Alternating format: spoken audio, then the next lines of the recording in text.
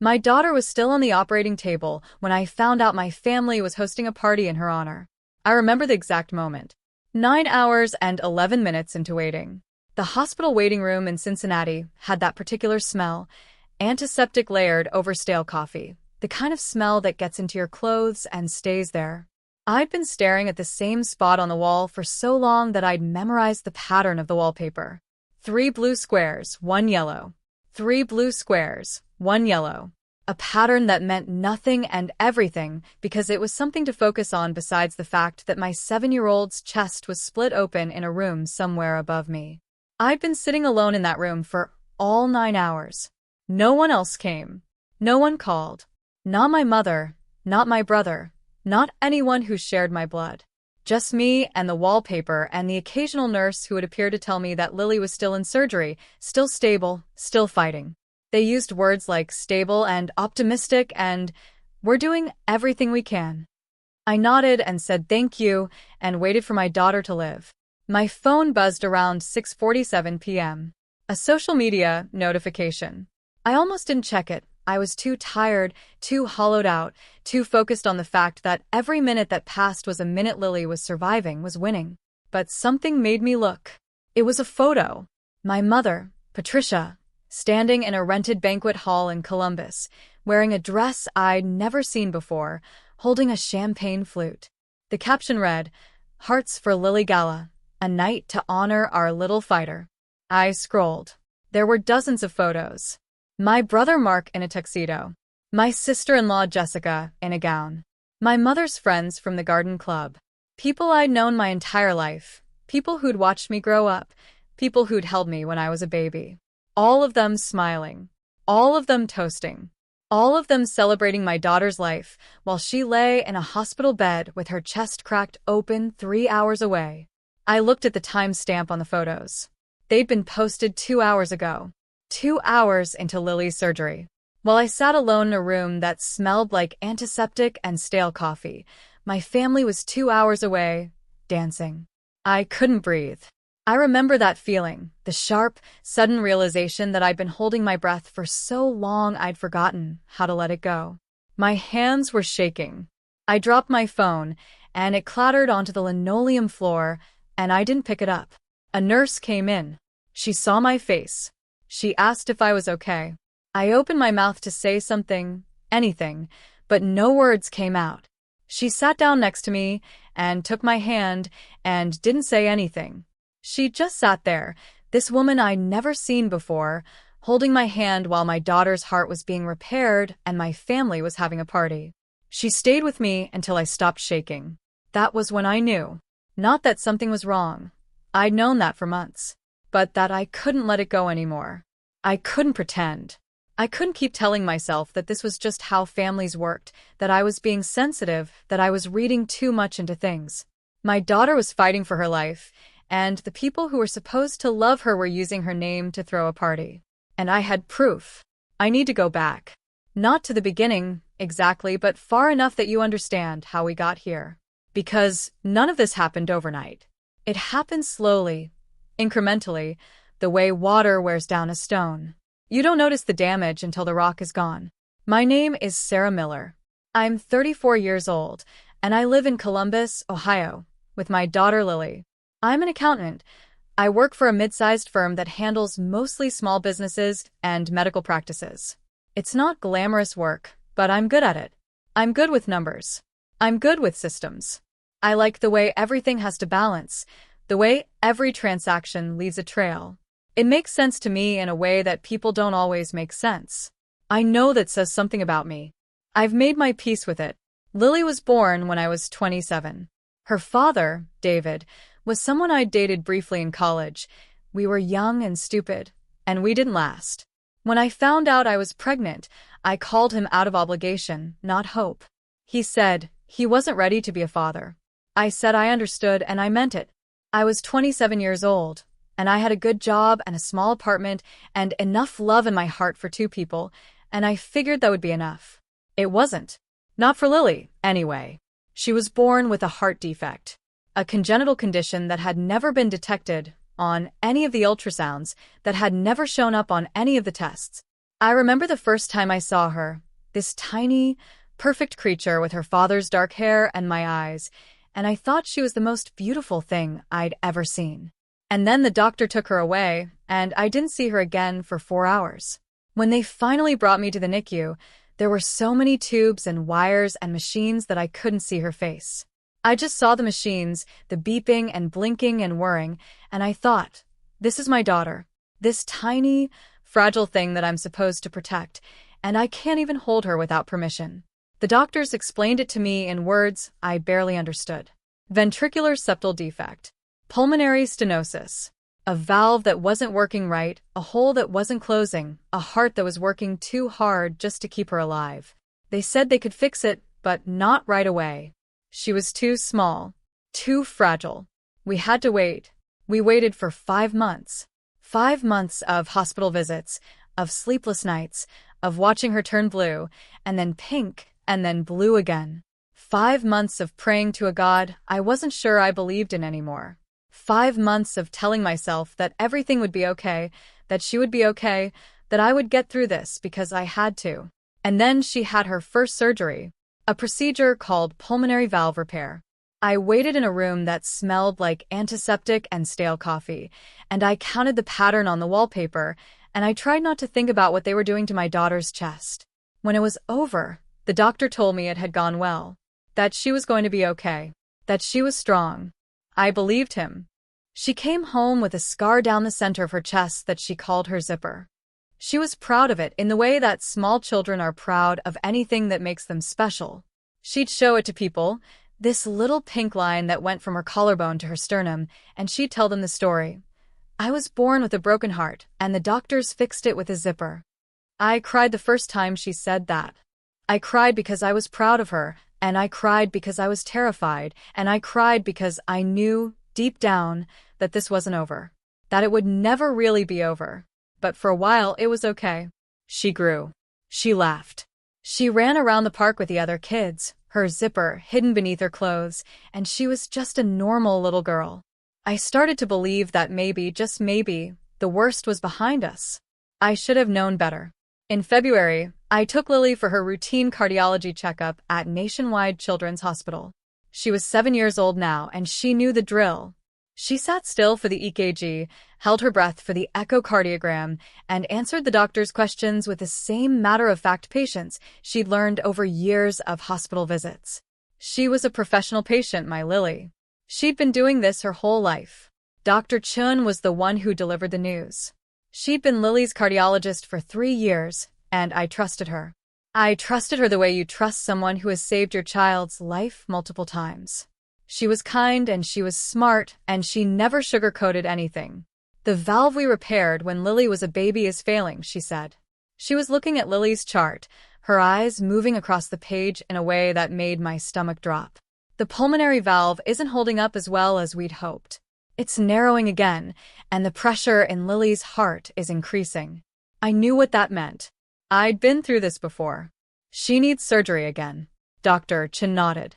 Open heart surgery. It's the only option at this point. We can try to manage the symptoms with medication for a while, but the valve is going to need to be replaced. I'd recommend doing it within the next 6 to 8 weeks. 6 to 8 weeks. I did the math in my head, the time off work, the hospital bills, the child care for Lily's recovery. I didn't have a partner. I didn't have a support system. I had a job that paid the bills and a daughter who needed me to be strong. Okay, I said. What do we need to do? Dr. Chun explained the procedure.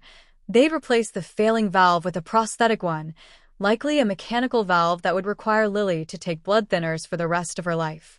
She explained the risks, the recovery time, the follow-up care. She explained everything I needed to know, and I listened, and I nodded, and I tried not to show her how afraid I was. Lily was in the playroom with a child life specialist coloring. I could see her through the window, her small face focused on the page, her tongue poking out in concentration. She looked so small, so vulnerable, so perfect. Dr. Chun, I said, she's going to be okay, right? Dr. Chun looked at me, and I saw something in her eyes. Compassion, maybe, or pity. She's strong, Sarah. She's been through this before. She knows what to expect. That wasn't an answer, but it was the only one I was going to get. I called my mother that night. I'd meant to call her earlier, but I needed time to process, to figure out how I was going to say it. I'd written a script in my head. Mom, Lily needs another surgery. It's going to be a big one. We could use some help. I'd practiced it in the mirror, the way you practice for a job interview. I'd told myself that this time would be different, that my mother would show up, that she'd be the grandmother Lily deserved. Patricia answered on the second ring. Sarah, what's wrong? She could always tell. She'd always been able to tell. There was something in my voice that gave me away, a tension, a tightness, a quality of barely contained fear that she'd recognized since I was a child. Lily needs surgery, I said. Open heart surgery. The valve from the last surgery is failing. There was a pause. A long, heavy pause. I could hear the television in the background, some game show with a cheery announcer and a studio audience clapping. It sounded so normal, so mundane, so wildly disconnected from the moment. How long? My mother asked. Her voice was flat. It was the same voice she used when she was talking about something boring, a new recipe, a neighborhood dispute, the weather. 6 to 8 weeks. We're scheduling it for April. In Cincinnati. Another pause. Have you told anyone yet? That was her first question. Not how is Lily doing? Not what can I do to help? Not is there anything I can bring to the hospital? Just, have you told anyone yet? I called you first, I said. You're a grandmother. I thought you'd want to know. Of course I want to know. I'm just asking if you've told anyone else. Mark? Your father? He's not in the picture, Mom. You know that. Fine. Have you told Mark? No, not yet. Why? Is there something you want to tell him before I do? She didn't answer that. She changed the subject, asked about the specifics of the surgery, the recovery time, the costs. She asked all the practical questions, the ones you'd expect a mother to ask. But there was something off about it. Something that felt like she was gathering information, not offering support. When we got off the phone, I sat in my kitchen and stared at the wall for a long time.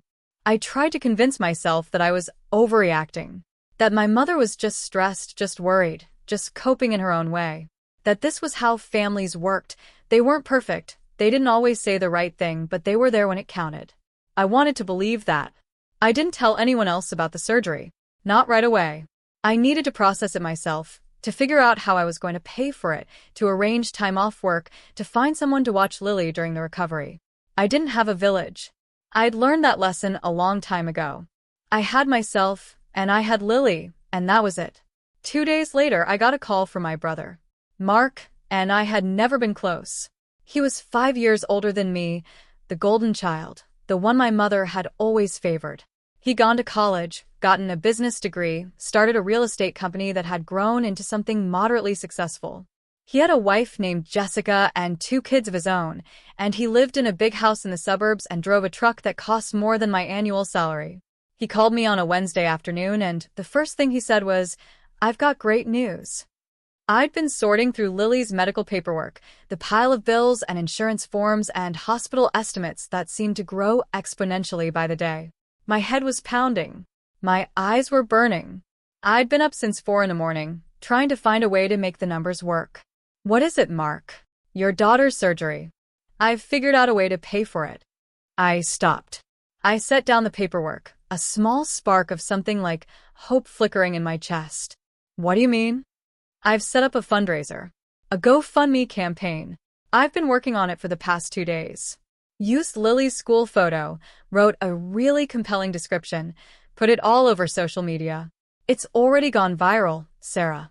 We're at $40,000 and climbing. I couldn't speak. I couldn't breathe. My brother, who had never shown any interest in Lily's health, who had never called to ask how she was doing, who had never visited her in the hospital, had raised $40,000 for her surgery. Mark, I said, and my voice cracked.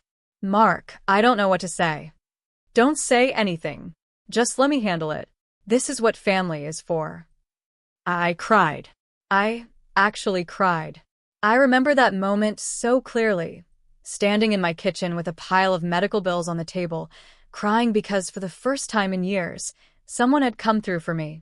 For Lily. I thought maybe I'd been wrong about my family. Maybe they did care. Maybe they'd just been waiting for the right moment to show it. I was so naive. For the next few days, Mark and I talked almost every day. He kept me updated on the campaign. The donations were pouring in, people were sharing the link, the story was getting picked up by local news outlets.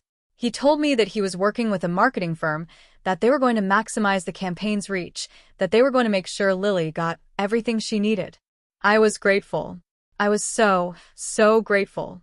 I told him thank you 100 times. I told him how much it meant to me, to Lily, to know that people cared.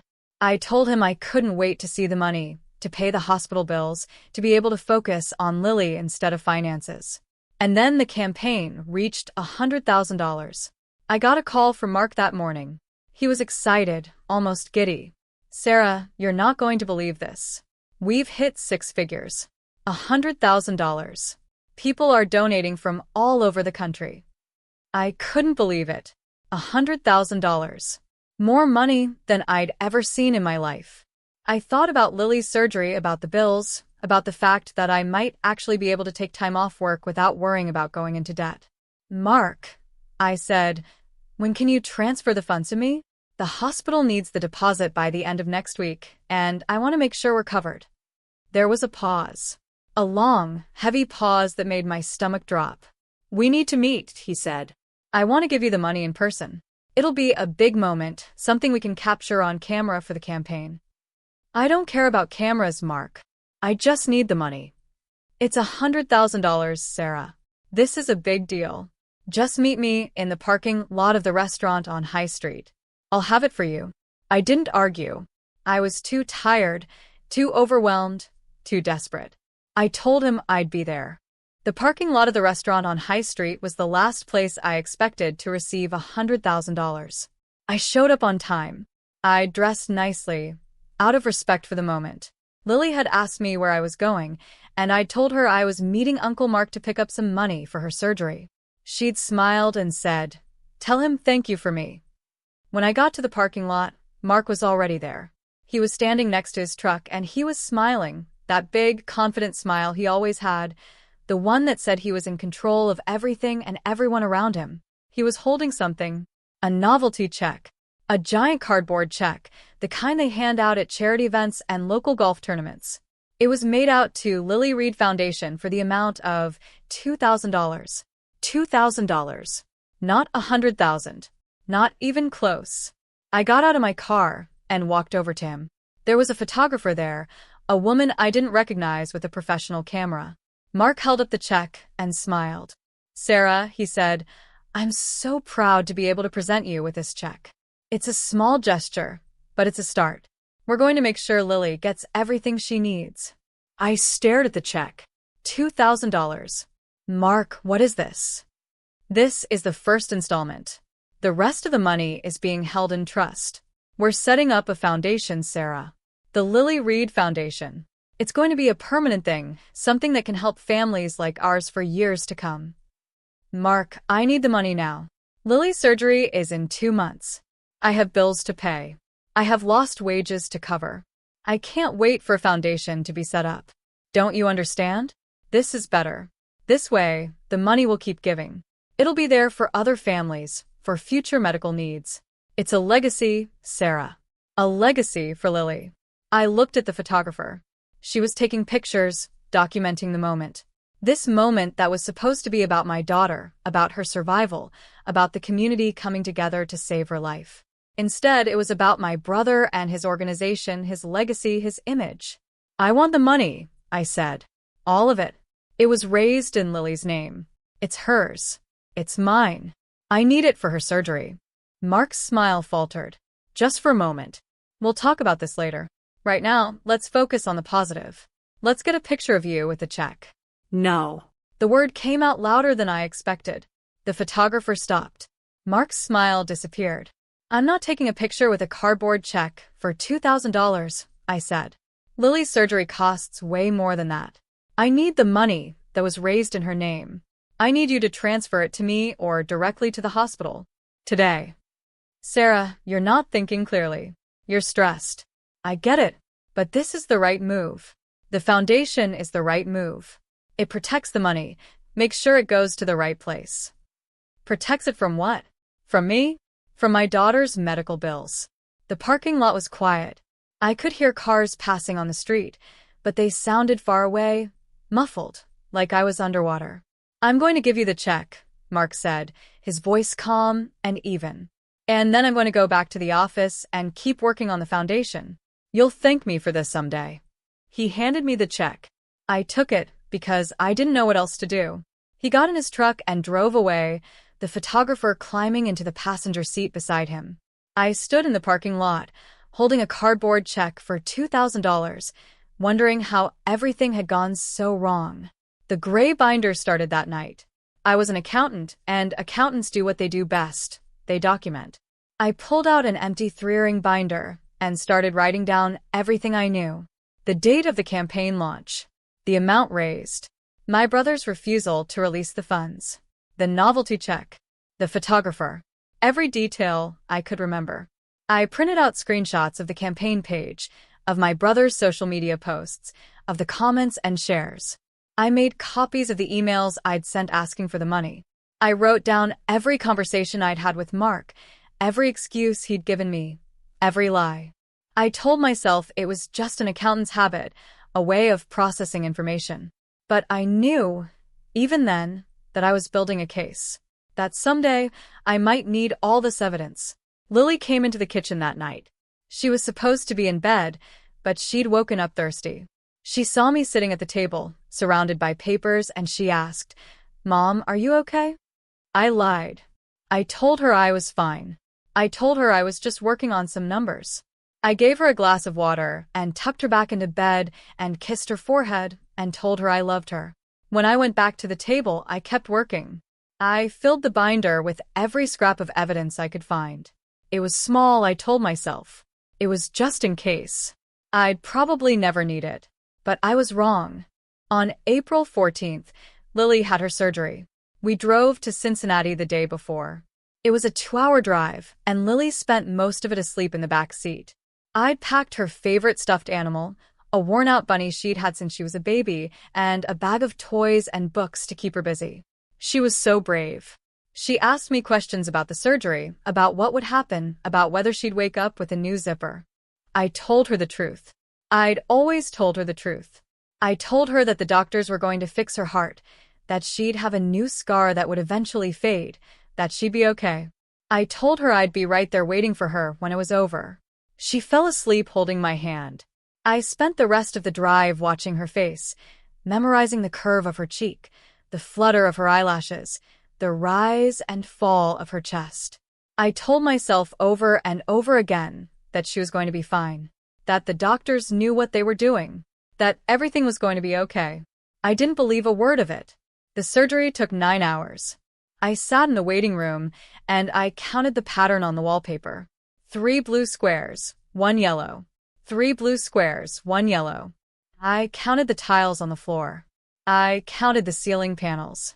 I counted anything I could count because if I didn't have something to focus on, I would have fallen apart. I was alone for all 9 hours. My family didn't come. They didn't call. They didn't text. I checked my phone constantly, waiting for a message, a sign that someone cared. Nothing. Just silence.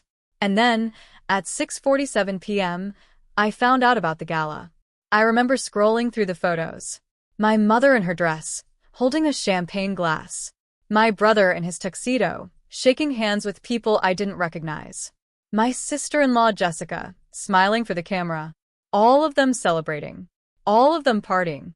All of them using my daughter's name to have a good time while she lay in an operating room 2 hours away, her chest open, her heart exposed. The rage came first. A hot, blinding rage that made my vision go red. I wanted to call Mark and scream at him. I wanted to call my mother and ask her how she could do this. I wanted to throw my phone against the wall and watch it shatter into 1,000 pieces. But then the rage faded, and what was left was something worse. Something cold and hollow and empty. The feeling of being utterly alone. A nurse came in. She saw my face. She asked if I was okay. I opened my mouth to speak, but nothing came out. She sat down next to me and took my hand. She didn't ask any questions. She didn't try to comfort me with platitudes. She just sat there, this complete stranger, and held my hand until I stopped shaking. Lily came out of surgery at 11:48 p.m. The doctor found me in the waiting room and told me the procedure had been a success. The valve was replaced. Her heart was working. She was going to be okay. I cried. I cried so hard I couldn't see. I cried because my daughter had survived, and I cried because I had almost lost her, and I cried because the people who were supposed to be there with me hadn't shown up. When I finally saw Lily, she was pale and small and covered in tubes and wires. But she was alive. She was breathing. She was going to be okay. I took a picture of her. I don't know why, maybe because I wanted to document the moment, to prove that she'd made it through.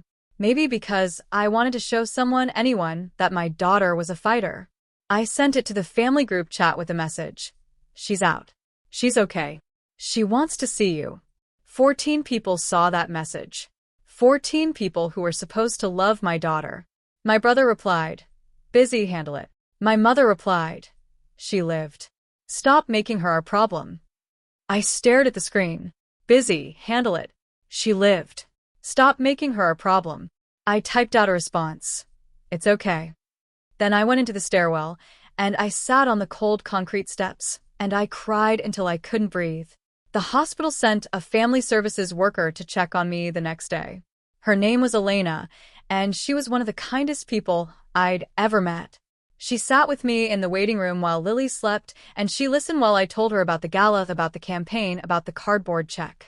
She didn't look surprised. She told me she saw things like this all the time, families who took advantage of tragedies, who used sick children to raise money for themselves. She told me it was more common than people realized. "I can help you," she said. "There are resources. Legal aid, financial assistance, counseling. Whatever you need." I told her I'd think about it. I told her I'd reach out if I needed anything. But I didn't. Not yet. I was still hoping somehow that my family would do the right thing. That they'd come to their senses. That they'd realize what they were doing was wrong. They didn't. When Lily was finally discharged, I brought her home to Columbus. She was weak and tired and spent most of her time sleeping, but she was alive. She was home. We'd made it. The campaign had reached $112,000. I started calling my brother, asking for the money. I left voicemails. I sent texts. I emailed him copies of Lily's medical bills, showing him exactly how much we owed. I reminded him that the money was raised in Lily's name, that it was supposed to go to her care, that I needed it to pay for her surgery and her recovery. He sent me a final payment of $3,000. The total that had reached Lily's household, $5,000. That was it. "The rest is earmarked for the foundation," he told me. "It's going to do so much good, Sarah. You'll see." I didn't see. I saw my daughter's name being used to raise money that was being kept from her. I saw a foundation that didn't have anything to do with helping sick kids. I saw a family that had turned my daughter's heart defect into a business opportunity. I started researching. I filed a formal complaint with the fundraising platform, reporting misuse of funds. I started making phone calls, talking to lawyers, trying to figure out if there was anything I could do. And then I found out about the foundation. Mark had registered the Lily Reed Foundation in Ohio. He was the director, and my mother was the treasurer. The foundation had a website, a mission statement, a board of directors. None of them were me. None of them had any connection to Lily beyond her name. I found out about the bus bench. There was a picture of Lily on a bench near my mother's house, next to Mark's real estate logo. The ad said, "Hearts for Lily, supporting children's health in our community." I drove by it. I parked across the street and stared at it, at my daughter's face, smiling out at strangers. She'd never given permission. No one had asked her. No one had asked me. When I picked Lily up from school that day, she said, "Mom, why am I on a chair?" A chair. She thought the bus bench was a chair. "Nobody asked me," she said. And her voice, her small 7-year-old voice, was so matter-of-fact, so unbothered. It had never occurred to her that she should be asked for permission. Because that was her life, grown-ups making decisions about her body, about her name, about her face, and never once asking if she was okay with it. "I know, baby," I said. "I'm going to fix it." The confrontation happened at Sunday dinner. My mother had invited me, and I knew it was a trap. But I went anyway because I was tired of running. I was tired of avoiding confrontation. I was tired of being the nice daughter who didn't make waves. I walked into her house, and there they were. My mother, Patricia, sitting at the head of the table. My brother, Mark, at her right hand. My sister-in-law, Jessica, at her left. Aunts, uncles, cousins, all of them gathered around the dining room table like nothing was wrong. I sat down. I told myself to stay calm. "Mom," I said, "I need to talk to you about the foundation." My mother waved her hand dismissively. "It's under control, Sarah. Mark is handling it." "Mark is handling it," I repeated. "You mean Mark is handling the money that was supposed to go to Lily's medical care? The money that was raised in her name?" "It's a complicated situation. There are tax implications, legal issues. The foundation protects the money. People give to something permanent, not to one girl's bad year." One girl's bad year. My daughter's life-threatening heart condition was one girl's bad year. "Lily isn't a bad year," I said. "She's my daughter. She's a person. And the money that was raised in her name belongs to her. It belongs to me. I'm the one who pays her medical bills. I'm the one who took time off work. I'm the one who sat alone in a hospital waiting room while you all had a party." Mark slammed his hand on the table. "Don't you dare. We did everything for Lily. Everything. You didn't even ask for help. You just assumed." "I asked for help," I said. "I asked for help, and you gave me a cardboard check for $2,000. It was a gesture. It was a publicity stunt. It was you taking credit for something you didn't do. It was you stealing from my daughter." The room went quiet. I could feel everyone staring at me, judging me, blaming me. "You're not thinking clearly," my mother said. "You're stressed. You're overwhelmed. We're just trying to help. You're not helping. You're making everything worse." I stood up. I looked around the table, at all these people who were supposed to be my family. "I want a full accounting of the funds," I said. "Every dollar that was raised. Every dollar that was spent. I want to see where the money went. Sarah, I'll have my lawyer call you." I walked out. I didn't look back. Elena, the hospital's social worker, told me about a pledge. At the gala, Mark had stood up and announced that the foundation was donating $25,000 to Nationwide Children's Hospital. He'd made a grand speech, shaken hands, posed for photos. But the hospital never received a cent. "I checked," Elena said. "They've been waiting for the payment for months. No one from the foundation has returned their calls." I had proof. Real, documented proof that my family was using my daughter's name to defraud people. I filed a formal complaint with the fundraising platform. I sent them copies of everything: the campaign page, the missing funds, the foundation registration, the unfulfilled pledge. I asked them to investigate. Within days, the campaign was frozen. The money was on hold. My brother's access to the funds was suspended. My family retaliated. It started with rumors. I heard from a friend of a friend that Mark was telling people I was unstable, that I was having a breakdown, that I couldn't be trusted with money. My mother called me and said I'd ruined the family name, that I'd humiliated them, that I was the reason everything was falling apart. And then the call came. I was at work when the phone rang. It was a woman from Child Protective Services. She said she'd received an anonymous report that Lily was in danger, that I was unfit to care for her. She needed to do a home visit. I agreed. What else could I do? When she showed up at my house, I let her in. She looked around, asked me questions, talked to Lily. Lily was scared. She didn't understand why a stranger was asking her questions about her mother. She kept looking at me, asking me with her eyes if everything was okay. The case was unfounded. CPS closed it within a week. But the damage was done. Lily had heard them talking. She'd heard the words, "Take her away." "Mom," she said that night, "is the lady going to take me away?" I wanted to scream.